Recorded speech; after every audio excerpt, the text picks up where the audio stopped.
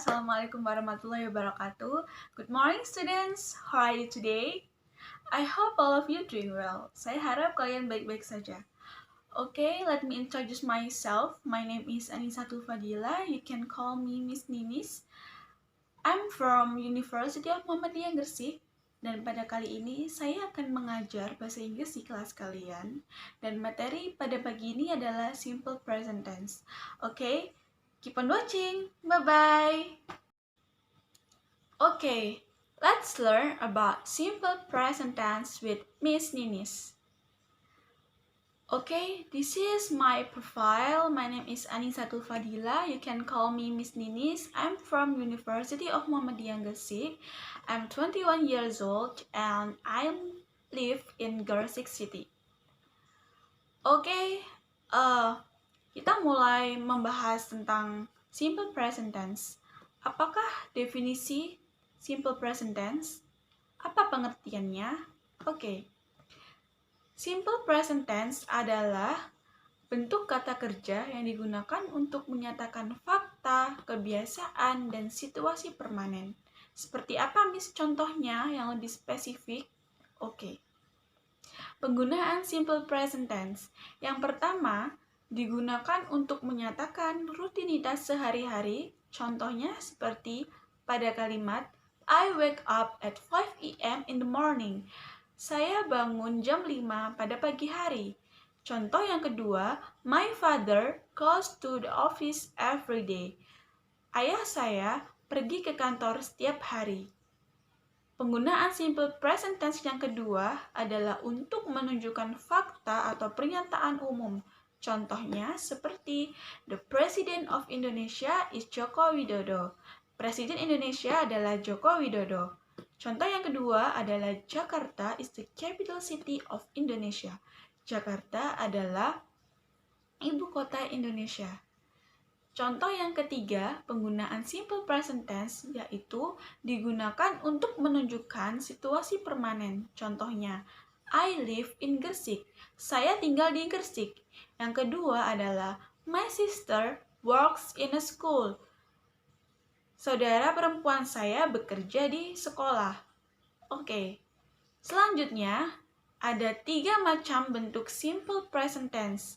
Yang pertama adalah bentuk positif atau afirmatif. Yang kedua adalah bentuk negatif. Dan yang ketiga adalah bentuk interrogatif atau yang biasa kita sebut dengan kalimat tanya. Oke.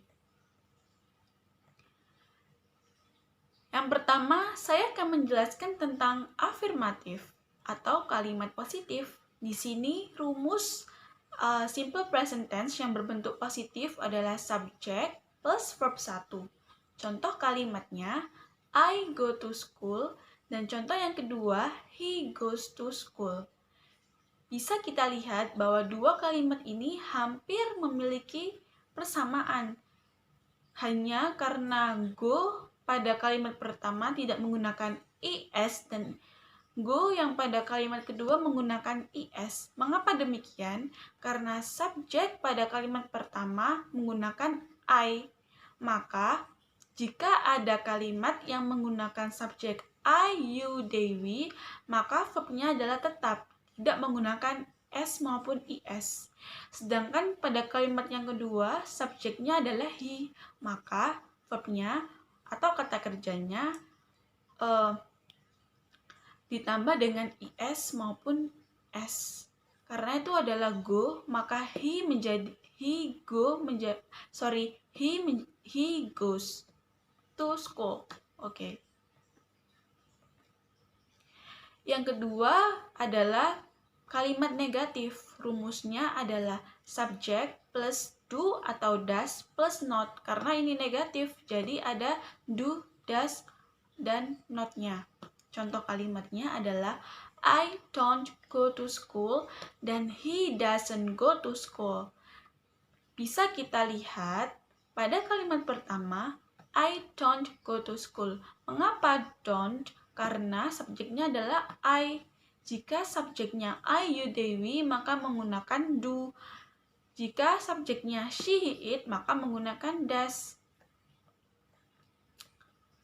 Yang ketiga adalah bentuk interrogatif atau bentuk kalimat tanya. Rumusnya adalah do atau does plus subject plus verb 1.